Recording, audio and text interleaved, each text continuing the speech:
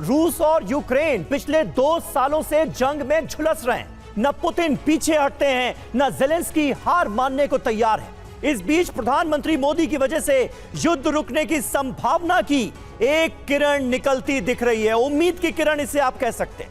ऐसा महसूस होने लगा है कि रूस यूक्रेन जंग थम सकती है।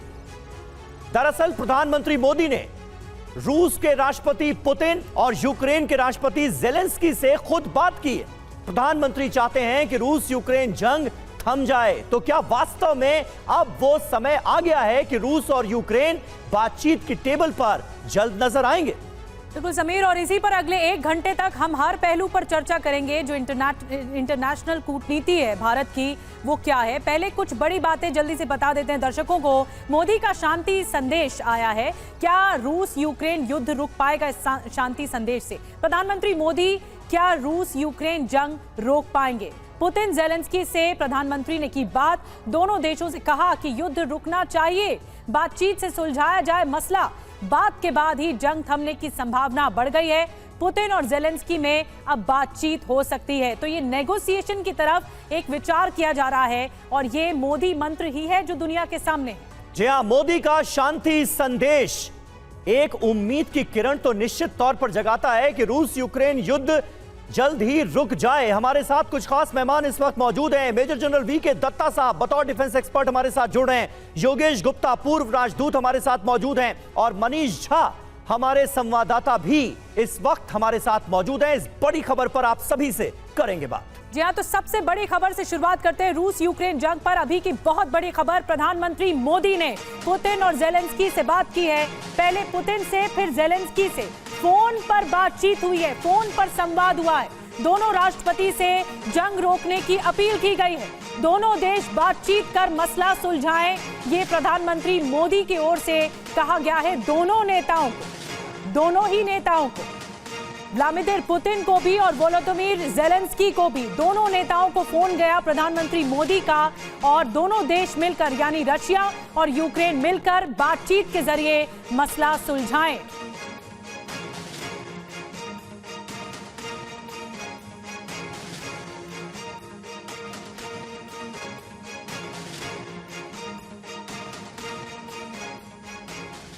तो प्रधानमंत्री नरेंद्र मोदी की यह वार्ता अपने आप में उम्मीद जगाती है। अब आपको डिटेल में बताते हैं कि पीएम मोदी ने पुतिन से क्या बात की और पुतिन की तरफ से क्या कहा गया। मोदी का पुतिन को शांति मंत्र, ये देखिए, पुतिन से बातचीत हुई है। पीएम मोदी ने पुतिन को फोन किया, फिर से राष्ट्रपति बनने की बधाई दी व्लादिमीर पुतिन को। भारत रूस संबंधों पर चर्चा हुई। रूस के साथ रणनीतिक साझेदारी आने वालों सालों में और कैसे मजबूत की जाएगी, इस पर दोनों नेताओं के बीच बातचीत हुई। चुनाव के बाद भारत आने का न्योता भी प्रधानमंत्री नरेंद्र मोदी की तरफ से दिया गया। क्योंकि वॉर चल रहा है तो वॉर पर क्या बात हुई, जंग पर क्या बात हुई, आइए ये भी बताते हैं। रूस यूक्रेन जंग पर पुतिन से चर्चा हुई है। पुतिन से युद्ध खत्म करने की अपील प्रधानमंत्री मोदी की ओर से की गई। बातचीत से समाधान निकलना चाहिए, यह भी कहा गया। कूटनीतिक तरीके से मामला हल हो, यह भी कहा गया। पुतिन ने मोदी से क्या कहा, अब ये भी जान लीजिए। लोकसभा चुनाव के लिए पुतिन ने मोदी को शुभकामनाएं दी। रूस भारत संबंध मजबूत करने पर जोर भी पुतिन की ओर से दिया गया। तो दत्ता सर, मैं सबसे पहले आपसे शुरुआत कर रही हूँ इस चर्चा की।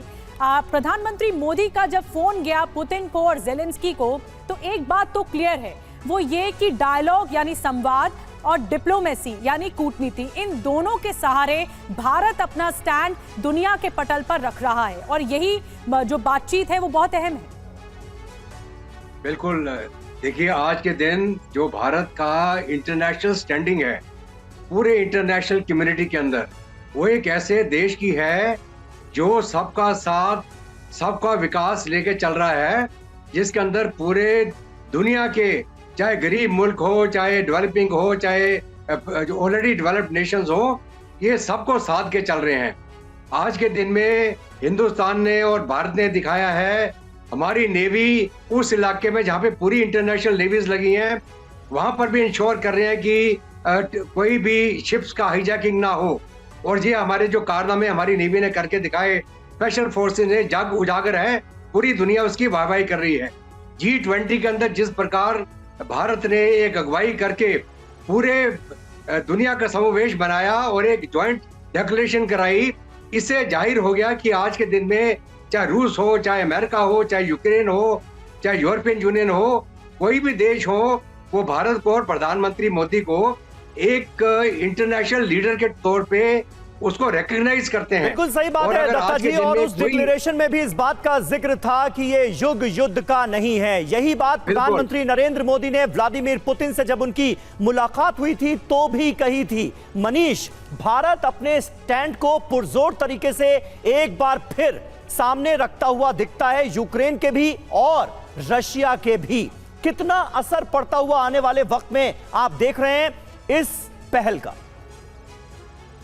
में कोई दो राय नहीं कि फरवरी 2022 से लेकर आज तक, यानी कि जब रूस और यूक्रेन के युद्ध का तीसरा साल शुरू हो चुका है, अगर आप देखें तो प्रधानमंत्री मोदी अकेले ऐसे दुनिया के नेता हैं जो प्रेसिडेंट पुतिन से भी बात करते हैं, प्रेसिडेंट जेलेंस्की से भी बात करते हैं और एक ही दिन में 2 घंटे के भीतर कर लेते हैं।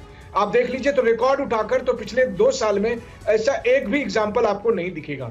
अब है क्या इसकी जरूरत है? बिल्कुल जरूरत है। पिछले 1 हफ्ते का अगर आप डेवलपमेंट देखें कि जिस तरह से फ्रांस के राष्ट्रपति कह रहे हैं कि हम अपने सैनिकों को यूक्रेन भेज देंगे, प्रेसिडेंट पुतिन जीतने के बाद खुद कह रहे हैं कि रूस और नाटो के बीच जंग की संभावना है, तीसरा विश्व युद्ध हो सकता है। ये बात हम और आप नहीं कह रहे, ये बात रूस के राष्ट्रपति कह रहे हैं। तो जब पूरी दुनिया के सामने तीसरा विश्व युद्ध है और वैसे में भारत अकेला ऐसा देश है जो शांति को लेकर इस हद तक दोनों पक्षों के बीच में उनकी क्रेडिबिलिटी है कि वो प्रेसिडेंट पुतिन और प्रेसिडेंट जेलेंस्की से बात कर सके, तो इसलिए आज दुनिया को अगर शांति चाहिए तो वो भारत की अगुवाई में ही हो सकता है और इसके लिए प्रधानमंत्री मोदी एक विश्वसनीय मध्यस्थ की भूमिका अदा कर सकते हैं दुनिया की शांति के लिए। वो होता हुआ दिख रहा है और कल उसकी एक पटकथा हमने होते हुए देखी।